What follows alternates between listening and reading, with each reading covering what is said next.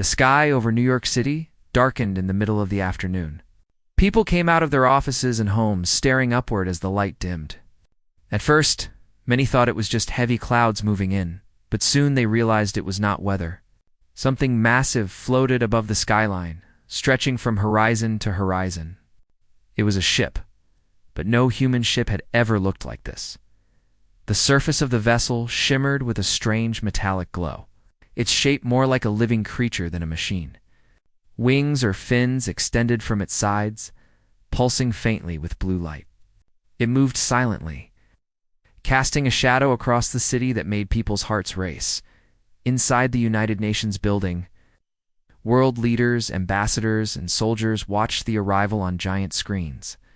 Security forces scrambled to their positions, but everyone knew that if such a ship wanted to strike, there was no way to stop it. The vessel settled into the air above the East River, steady as a mountain hanging in the sky. Then a beam of white light shot down from its center. Touching the plaza in front of the UN, slowly a platform descended. Standing tall on it was a figure unlike anything the human eye had ever seen on Earth. The alien queen had arrived. She was taller than any human in the crowd, her body covered in a silken gown that shimmered like liquid silver. Her crown was not a piece of metal, but seemed grown from her very skin, a natural extension of her royal being. Her eyes glowed softly, not with fire but with deep wisdom, and her movements were graceful like flowing water. Though alien in form, there was an undeniable presence of authority about her, a sense that she was born to command. The crowd held its breath. Soldiers raised weapons, but the order quickly came to lower them. The queen raised her hand, and the plaza grew silent. Even the air seemed to wait for her words. When she spoke, her voice carried across the space without any translator. Somehow every person understood her perfectly. "Where is he?" she asked. No one moved. Confusion spread across the rows of leaders. Whispers filled the chamber inside the building, where diplomats pressed their ears to headsets. Who was she talking about? Her gaze swept across the crowd, steady and sharp, until it stopped. She pointed her long, graceful finger aimed at one man standing among the military officers. "Captain Adrian Cross," she said. "Why does my grandchild call you father?" The words rang in the air, like a THUNDURCLAP. Adrian froze where he stood. His uniform felt suddenly heavy on his shoulders.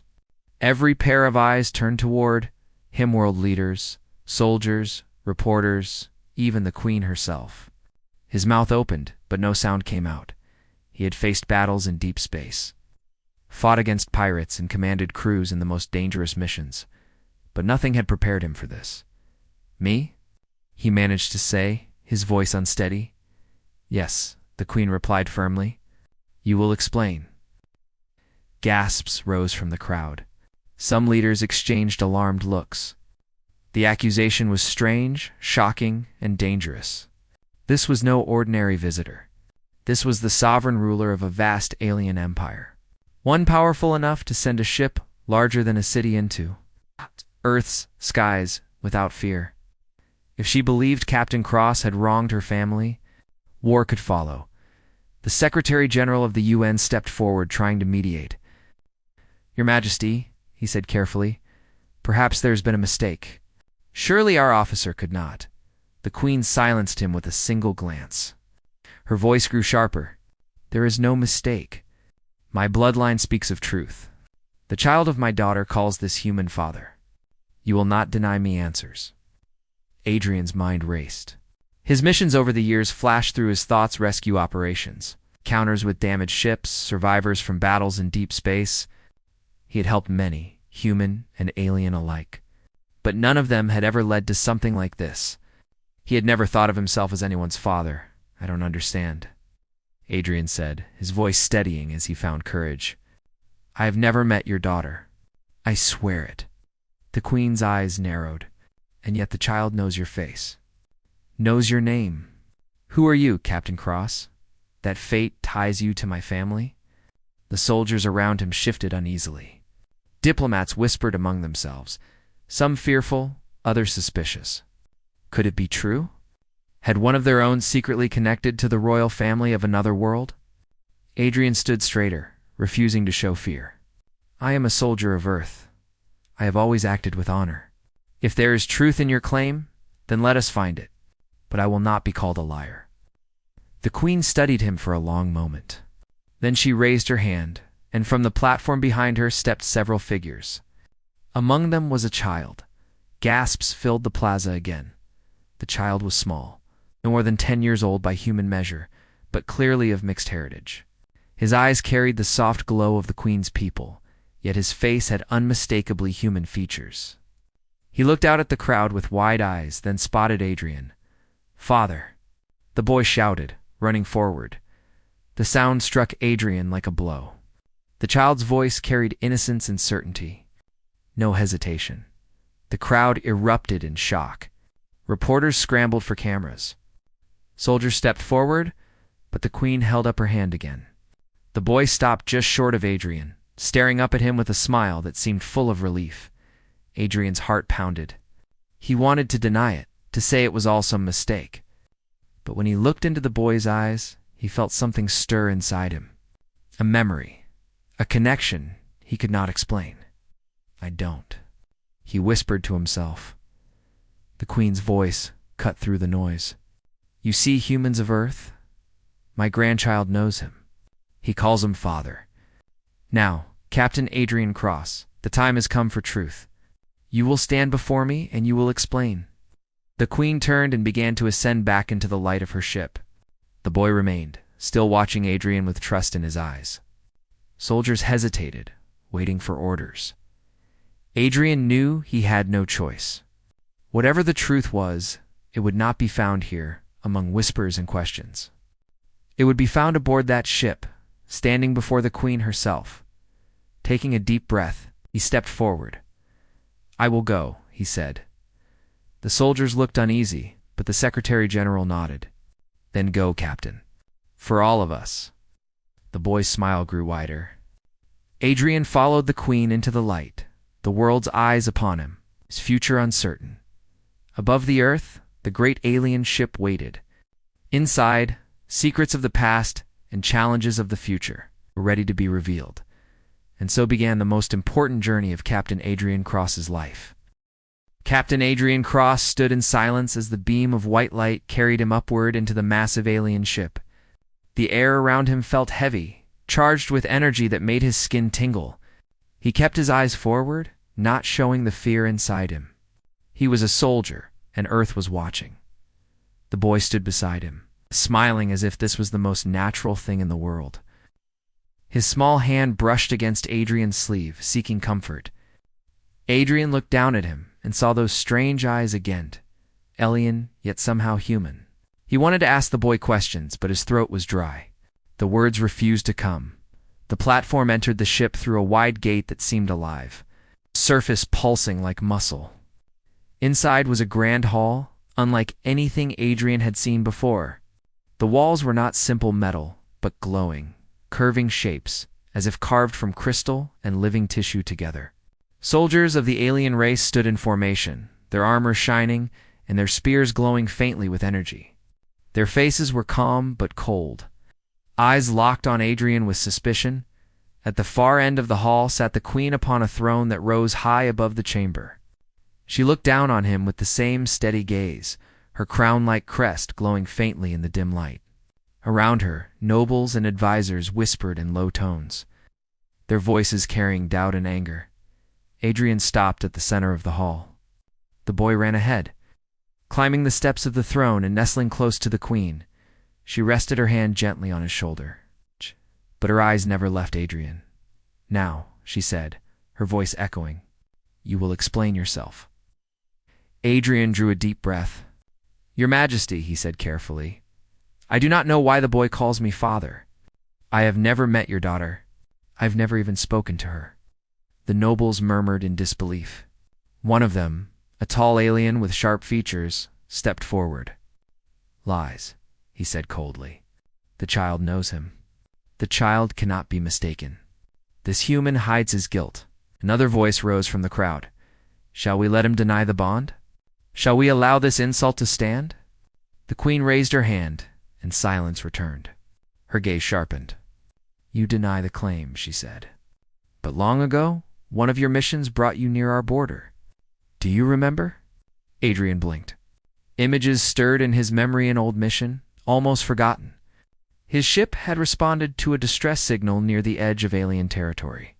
He remembered finding wreckage, survivors in escape pods, strange technology. And yes, one of them had been a woman. He swallowed hard. I remember a rescue. It was years ago. A ship was destroyed in battle, and I pulled survivors from the wreckage. One of them was injured. I gave her food, treated her wounds, but I never knew who she was.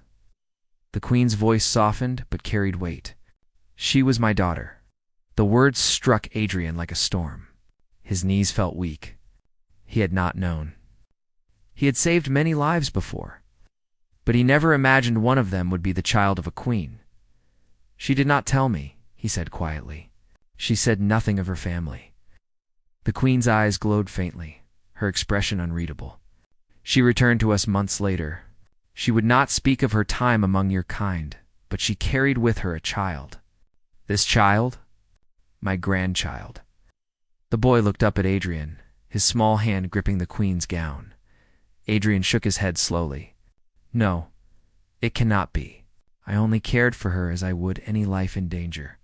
I never—" He hesitated, searching for the right words. "I never claimed her as mine." The nobles erupted again, their voices rising in anger. Some demanded punishment. Others spoke of war. The queen silenced them once more, her gaze locked on Adrian. "If you did not claim her," she said, "then why does the child call you father? He knows you, human. He knows your face." Adrian had no answer. His mind raced, struggling to understand. Was it possible the boy had seen records of his face? Was it possible the mother had spoken of him? Or was there something deeper, something that tied them beyond explanation? "I cannot explain it," Adrian admitted, his voice firm despite his confusion. "But I will not lie to you. I acted with honor. I saved her life, and then I let her go. That is the truth." The queen studied him for a long moment, her expression unreadable. Finally, she spoke. "If you speak truth, then perhaps there is more to learn. We will search for answers." She turned to the nobles. "Bring forth the records." From the side of the hall, attendants carried crystal-like devices that glowed with soft light. They placed them before the throne. And images appeared in the air records of the queen's daughter's return, fragments of her journey, and her silence about the boy's origin. Adrian watched closely, his heart pounding as he searched for clues, but there were no clear answers. The daughter had said little. Only once had she spoken of a human, a man who had shown kindness when all others had turned away. She had described him as brave, gentle, and strong. The queen looked back at Adrian. "You see, she spoke of you." Adrian clenched his fists. "Spoke of me, yes. But kindness is not the same as fatherhood." The boy stepped forward suddenly, breaking the tension. His small feet echoed on the crystal floor as he walked toward Adrian. He looked up with those strange glowing eyes, filled with certainty. "You are my father," the boy said. His voice was clear and innocent, carrying across the entire hall. The silence that followed was heavier than any battle Adrian had ever known. Adrian's chest tightened. He wanted to deny it, but the child's words struck deep. He saw no fear in the boy's eyes, only trust. It was a bond he could not explain, but he felt it. The queen rose from her throne, her gown flowing like liquid light. She stepped down the steps slowly, her eyes never leaving Adrian. "If you will not confess," she said, "then we will uncover the truth another way. You will remain here, Captain Cross, until I have the answers I seek. And know this: if you deceive us, the wrath of my empire will fall upon your world." Adrian stood tall, meeting her gaze without fear. "Then search for your truth. I will not run. I will not hide.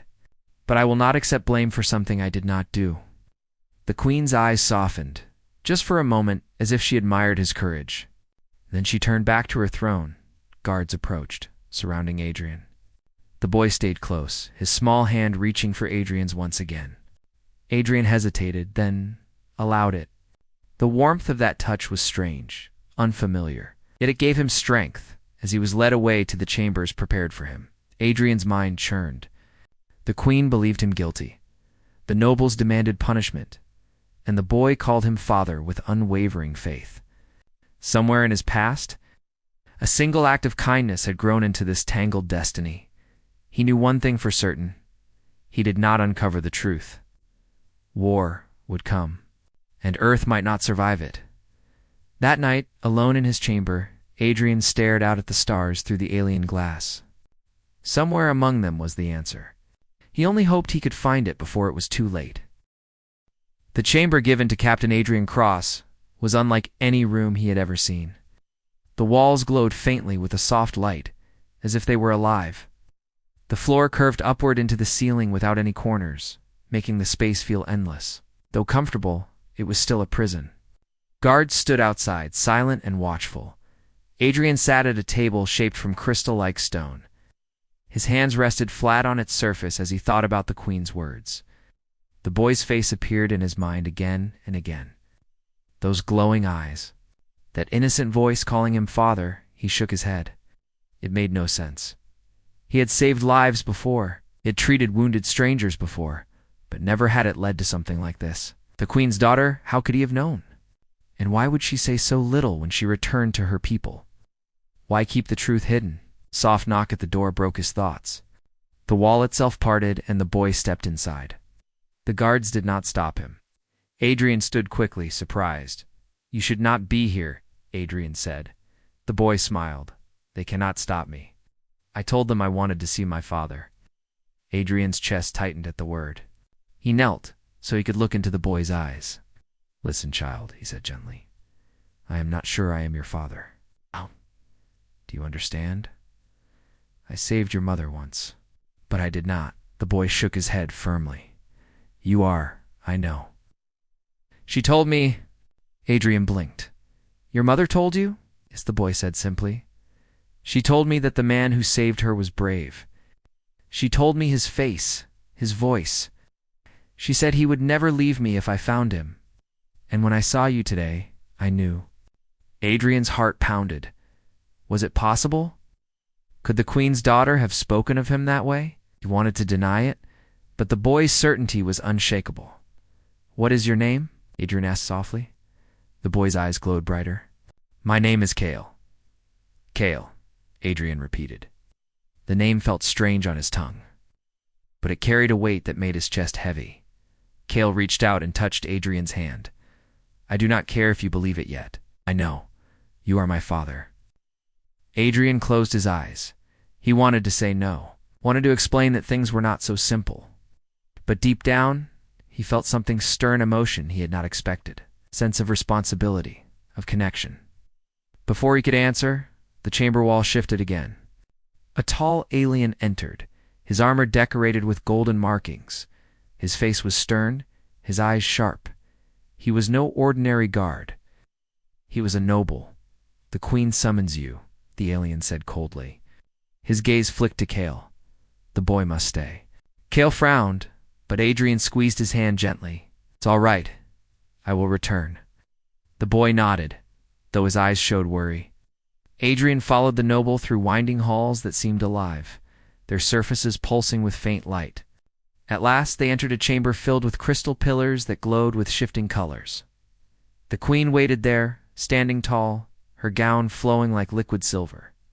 She turned as Adrian entered. Captain Cross, she said, I have called you because the time for words is over. We must search for truth.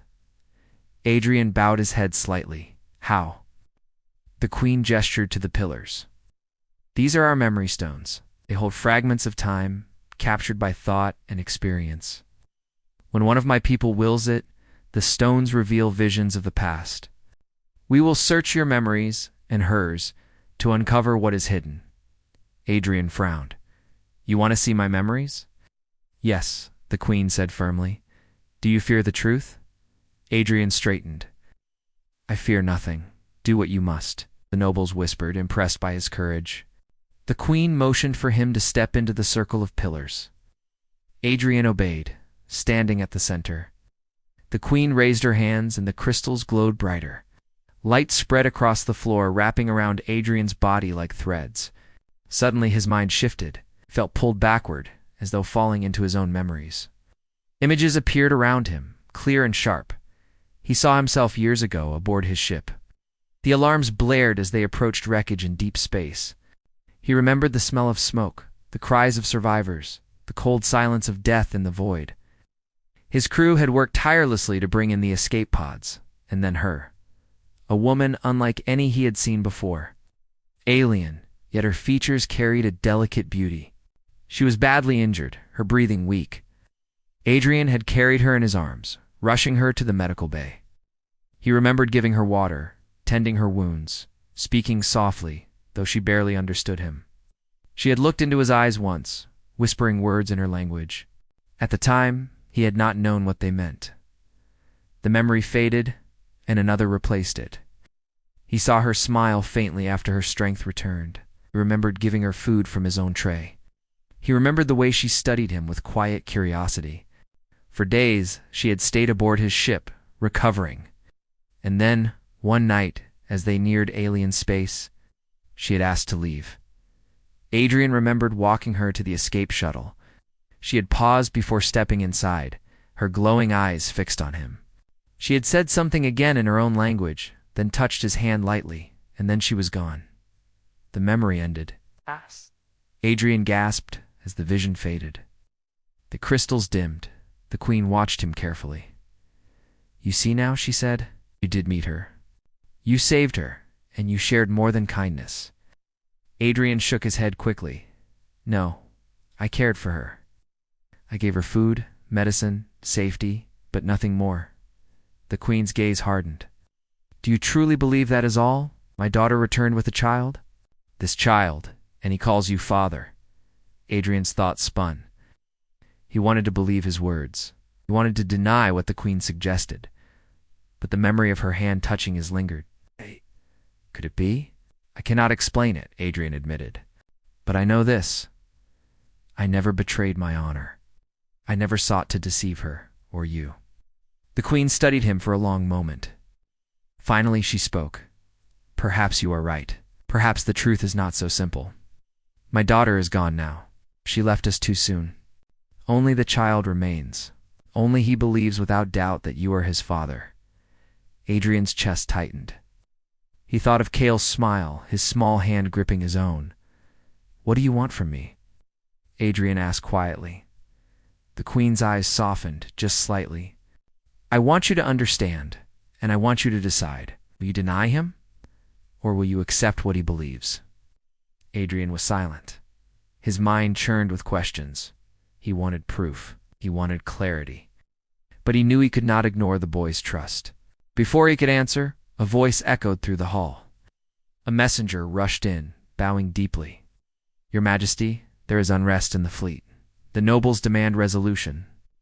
They say the human deceives us, and they prepare for action." The queen's expression darkened. She turned back to Adrian. "Time grows short. If you cannot prove your truth, war may follow." Adrian clenched his fists.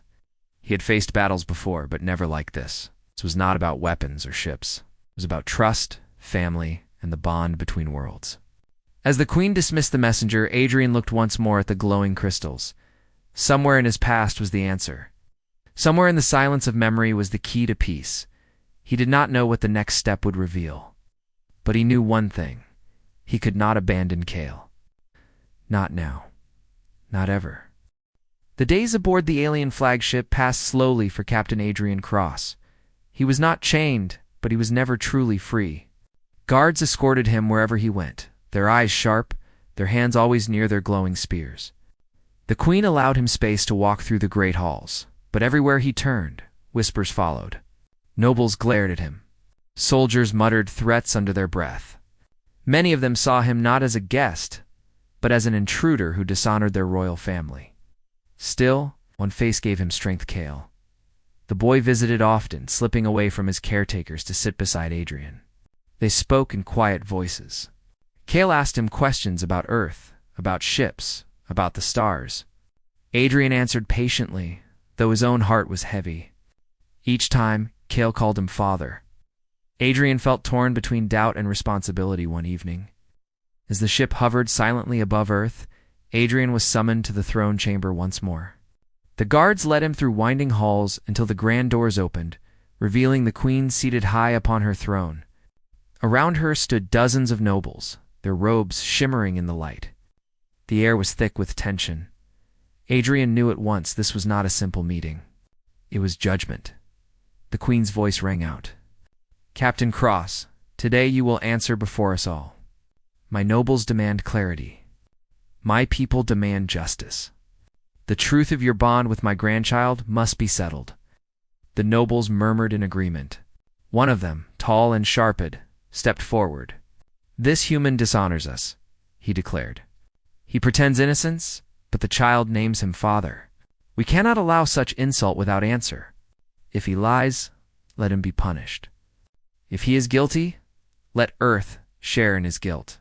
Another noble shouted, "Yes. War is the only path if he continues to deny us." The hall filled with angry voices. Adrian stood firm, waiting until the queen lifted her hand, and silence fell once more. "Speak," she commanded. "Defend yourself." Adrian took a deep breath. He stepped forward into the circle of light at the center of the hall. His voice carried steady and strong, though the weight of the galaxy seemed upon his shoulders. "I do not deny my past," Adrian said. "Years ago, I rescued your daughter. She was injured, lost, and in danger. I gave her food, medicine, and safety. I treated her with respect as I would any soul in need. That is the truth. But I never sought to claim her. I never sought to deceive you." Nobles scoffed. One sneered. "He speaks as if kindness is enough to excuse his lies." Adrian raised his voice slightly, firm but calm. "I am not a liar. If you wish to hate me for what I did. But I did nothing dishonorable. I saved her life. That is my only claim." The queen's eyes narrowed. "And yet my grandchild calls you father. How do you explain this bond?" Adrian hesitated. His heart beat fast. He thought of Cale's smile, the way the boy trusted him without hesitation. He thought of the warmth of that small hand in his own. At last he spoke. "I cannot explain it with reason," Adrian admitted. "But the boy believes. Perhaps his mother spoke of me. Perhaps he feels a bond I do not understand. But I will not call him a liar, nor will I turn away from him. If he believes I am his father, then I will stand beside him." The hall grew silent. The nobles exchanged uneasy glances. Some were angered, others surprised. One noble stepped forward angrily. "So he admits it. He accepts the child as his own. This is proof enough. He must face judgment." But before more voices could rise, Cale himself ran into the hall. The guards tried to stop him, but the queen gestured for them to let him pass. The boy rushed to Adrian's side and clung to his arm. His glowing eyes scanned the hall, unafraid of the nobles. "He is my father," Cale said clearly. "He is the only one who cared for me. You cannot take him away." The words echoed through the chamber. Adrian felt the boy's grip tighten, and for the first time, he placed his hand firmly on the child's shoulder, steady and protective. The queen rose slowly from her throne, her gown flowing like liquid silver around her feet. Her eyes locked on Adrian, measuring him with a gaze both fierce and searching. "Captain Cross," she said, her voice low but carrying to every corner of the hall, "you claim no guilt, yet you accept the bond. Do you understand the weight of your words? If you stand as his father, you stand as part of my family. And my family bears not only honor, but burden. Will you accept this before all of us?" Adrian's chest tightened. He looked at Cale, then back at the queen. He could feel every eye upon him, the judgment of an empire resting on his answer. Slowly, he sank to one knee beside the boy. His voice was strong, clear, and steady. "I do not claim fatherhood by blood," he said, "but I accept it by choice.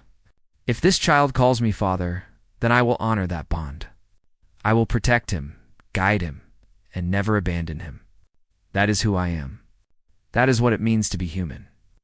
The hall fell silent. Even the nobles had no words. The queen's expression shifted, hardness in her eyes softening for the first time. Cale smiled brightly, gripping Adrian's arm with joy.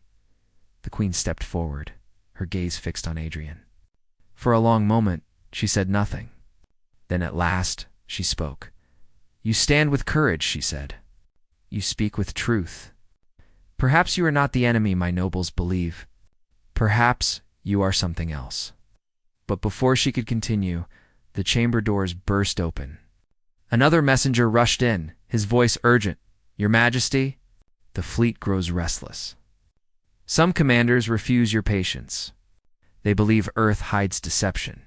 They prepare for attack." A wave of alarm spread through the nobles. Some shouted in agreement, others in fear.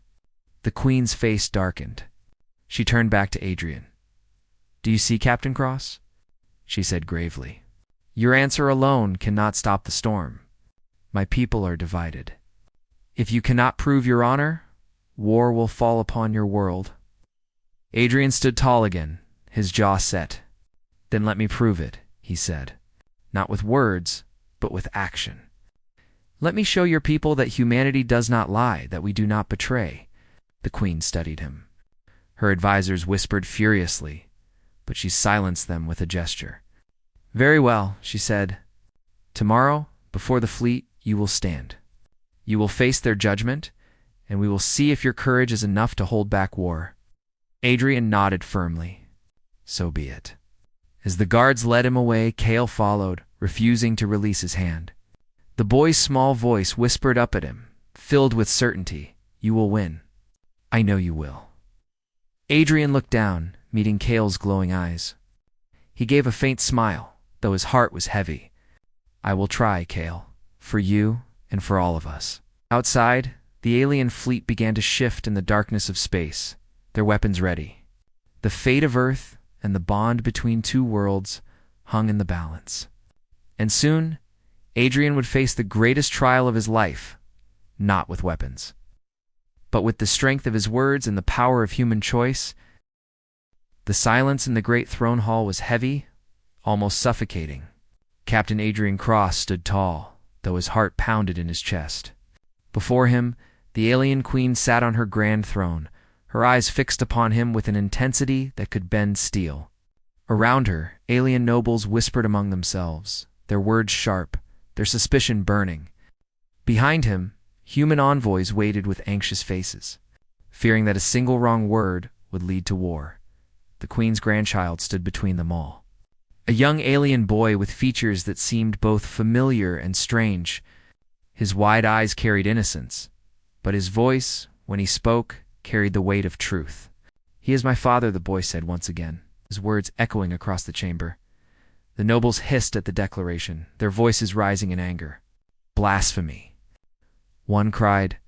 "The human dares claim royal blood?" shouted another. Spears were raised, and hands hovered over weapons. The tension was like a storm about to break.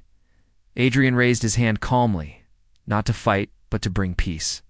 "I never claimed the bloodline," he said, his voice steady, though the weight of countless lives pressed upon him. "But I will not deny what this child feels. Years ago, I saved a life without asking for a name or a crown. I did what any human would do when another being needed help.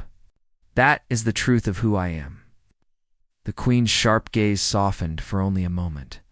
She remembered her daughter's return long ago, carrying the child who had been different, carrying whispers of a human who showed kindness when others offered cruelty. But her pride as a ruler clashed with her heart as a grandmother. "Why should I allow this bond?" she asked, her voice carried across the hall like thunder. "What gives a human the right to stand among us, to be called father to my blood?" Adrian did not kneel in fear, but he lowered himself in respect. "Because being a father is more than blood," he replied. "It is choice. It is duty. It is loyalty. If your grandchild calls me father, then I will not turn away. I will protect him, guide him, and stand beside him, no matter the distance between our worlds."